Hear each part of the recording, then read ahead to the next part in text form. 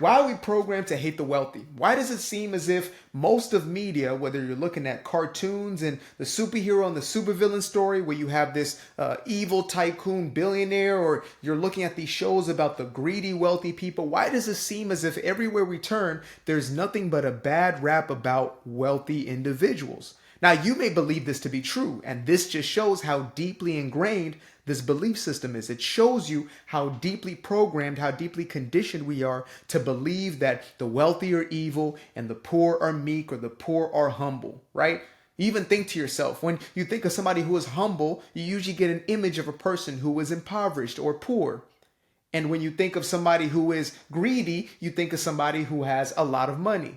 When in reality, there are as many greedy people without money as there are with money, right? Just as there are as many people who have evil intentions without money as those who do have money.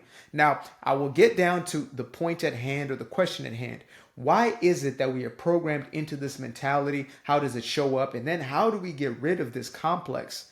Because to be honest with you, you will never live a prosperous life. You'll never live an abundant life if you continue to hold on to this disdain for those who are wealthy.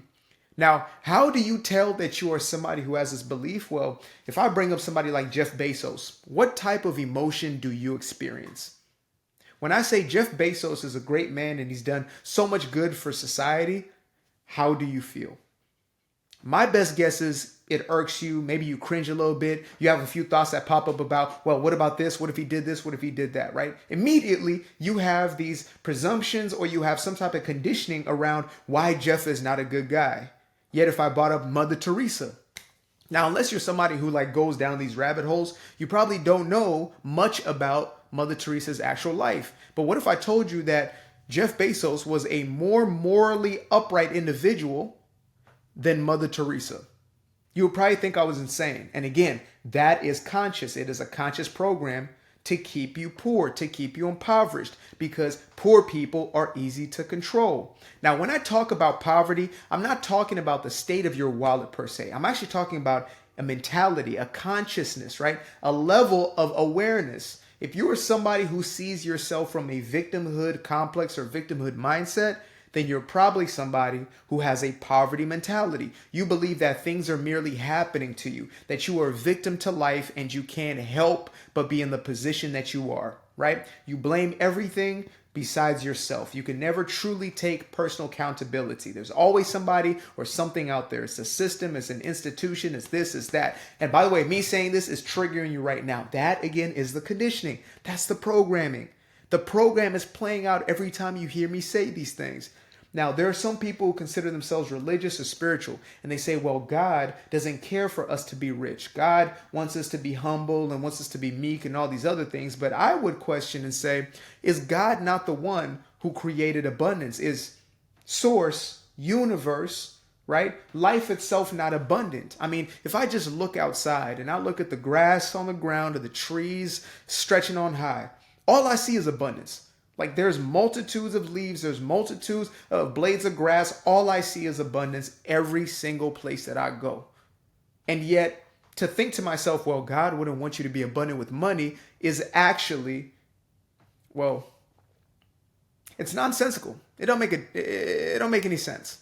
Why would everything else in life be abundant, but this one thing be bad? And the reason is because we've been programmed to believe so. We've been programmed to believe that money is the root of all evil, or even the love of money, right? We say, well, it's not that it's, money's a root, it's the love of money. But even that, it's the love of anything could become the root of all evil. The love of that person you are quote unquote in love with or infatuated with or are codependent upon could be the root of all evil. So if you're just taking these belief systems or these monikers or these statements that you heard throughout your life and you're using them in defense of your poverty, that is a representation of the poverty complex. And again, why is it that we are brought into this level of awareness? Because if I was a dictator or if I was somebody who was power hungry, I would be far better off having a population who has little to nothing.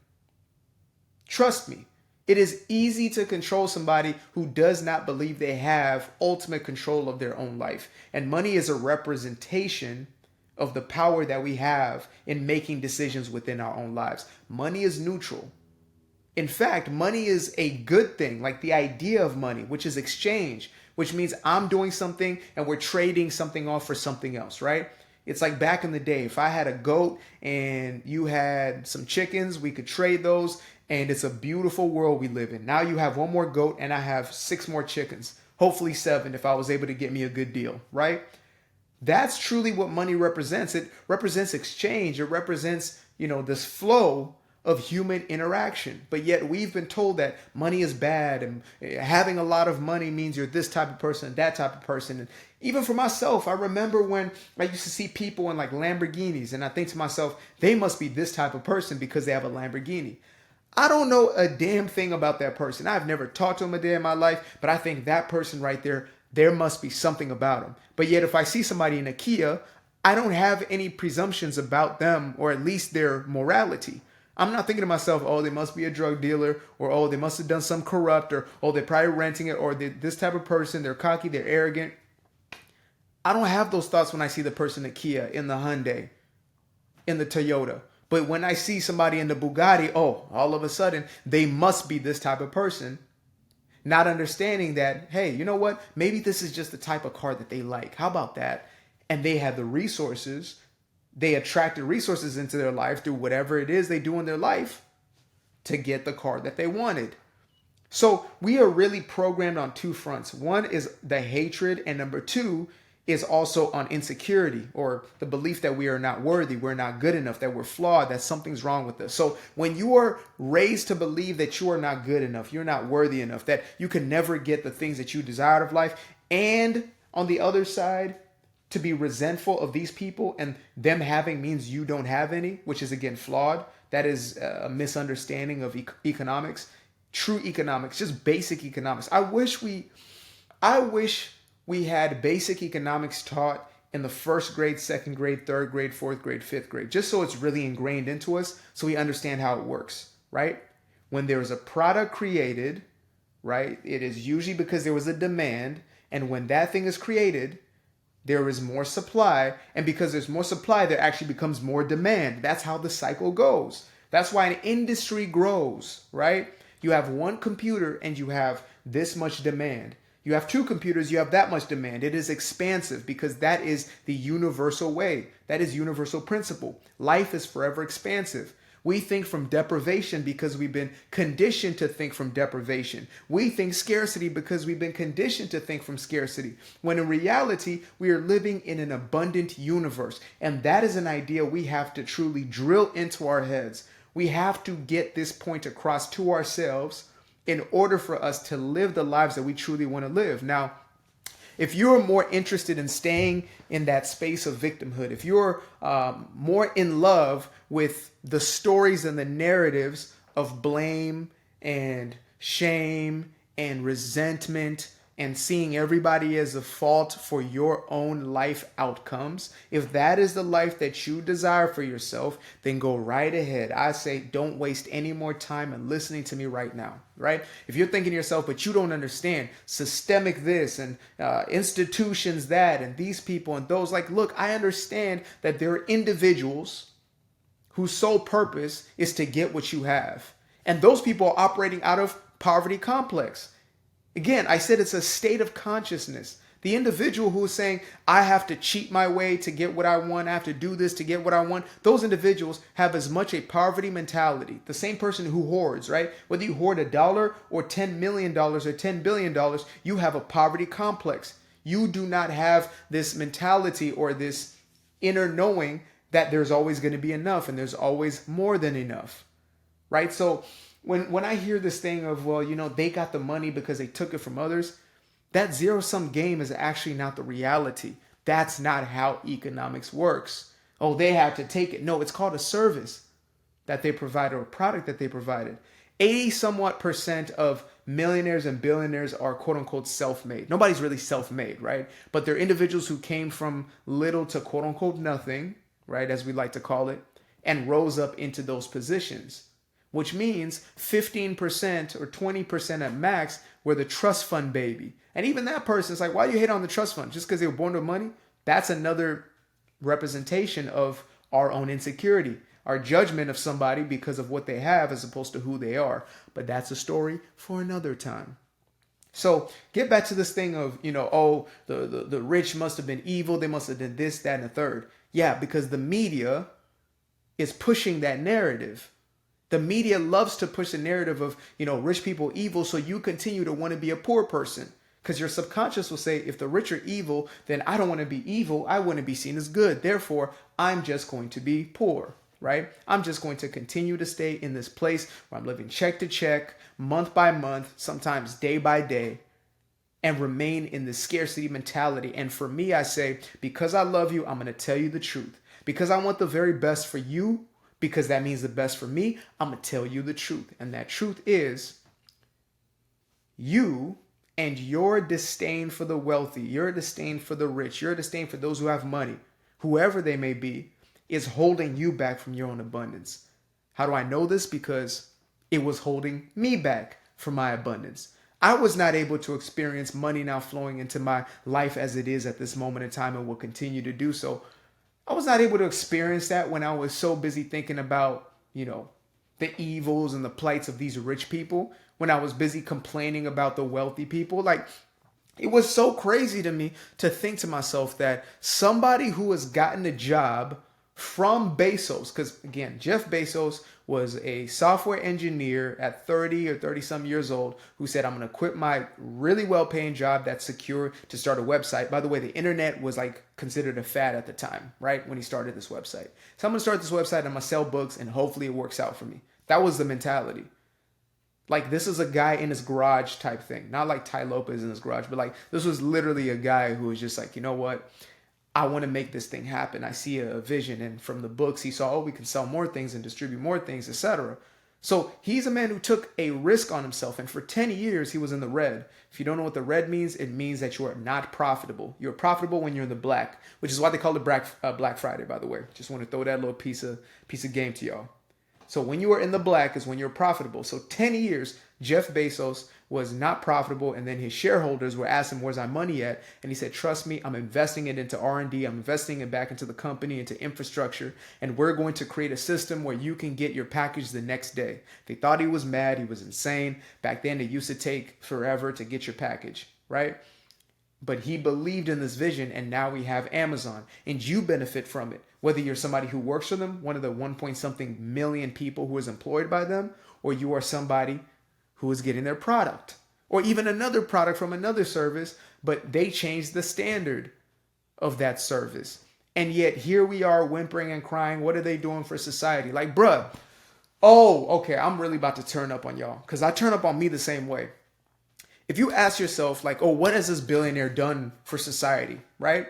Whoever it is that you know. Oh, what is Mark? What is whoever? Bro, you literally use their products on a daily basis. That's what they've done. You use it. Your life is different. Your life is better because of it. Like, imagine this. If the man who created insulated toilets, right? Toilets that exist in your house. If that individual becomes a billionaire or even a trillionaire where you say, oh, what have they done for society? Bruh, they literally built your toilets. The reason why you don't have to go to an outhouse or, do it in a bucket and throw it out the window is because this individual risked it all to make that thing come to life. And so we really have to break this mentality. I'm telling you, this is a curse. This mindset is a curse. The poverty mentality, which stays in this disdain and hatred for those who have, this thing is a curse. And I was going to put this video out later, but I've decided, now I'm going to put this one sooner than later because this message is necessary, especially in this day and age. Like, I literally see it everywhere. Oh, Howard Schultz, look how much money he makes a year. It's like, bruh, did you understand that this man literally built this thing with his own hands? Do you understand that? The Walton family, look at Sam Walton and Walmart. Bruh, you literally are able to get your groceries, whatever. Convenience of your living is because these individuals took that risk.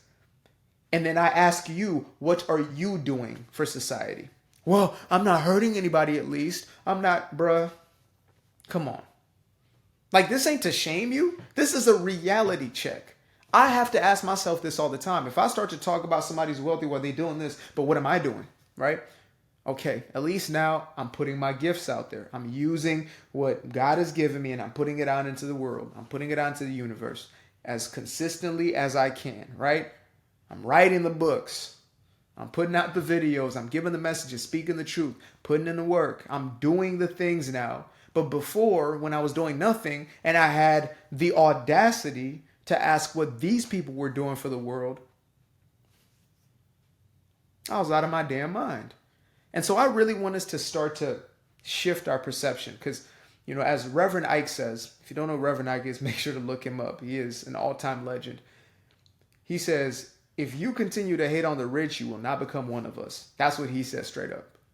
If you continue to hate the rich, you will not become one of us. Whatever you hate, you will push from you. You will repel from your experience. And so this is your opportunity to start to shift into a different way of thinking and be honest about the things you desire in your life. You're talking about, oh, I'm just, I have all I need. I have all I need. If I was to think selfish, I think that's the most selfish mentality to have because you're not thinking of the broader. Well, I'm giving to charity. It's like, do you know how many people you could actually serve and help if you allowed yourself to become wealthy? Now, believing whether you deserve to be wealthy, that's a whole nother game, right? That's a whole nother unpacking to do. And that's where most of this is actually rooted. And let me know if you guys want a full-blown video on like building a worthiness mentality. I create videos on how to go from a state of feeling unworthy. So check those out before y'all make demands. But if y'all want something just specifically about abundance and worthiness, then we'll get into it because that's huge, right? But otherwise, it's time to stop making these excuses for ourselves because they're only getting in our way. Like we're the only ones who essentially do not benefit because them people, they're going to do what they're doing. Whatever you say, like at the bottom of that hill, is not heard at the top of Mount Olympus. So either you're going to climb your way up Mount Olympus or you're going to stay down there complaining. That's all it's really going to be. And your life will continue to be exactly that. And a lot of people are listening to you now, but eventually that's going to dwindle. Eventually you're by yourself. That's how that happens. But if you start to shift into a more powerful, empowering mentality, the entire game would change. Speaking of wealth, add to my wealth. I'm playing. No, I'm not playing. Not at all. Shameless plug. This is my first published book, Doing Me Guilt-Free. Make sure to get yourself a copy of this. I will leave the link in the description below. You guys, back in the day, I would have been so afraid to market my book, to tell y'all this is out there and say, go get you a copy. Because again, it was that non-deservedness. But now I'm like, bro, this is my video. This is my book. But it's about to be your book. And it's about to be a game changer for you. So make sure to get yourself one of them. But until then, and until the next time, appreciate you guys for tuning in. Subscribe to the channel. Do all the things and all the stuff. Love you guys. Peace.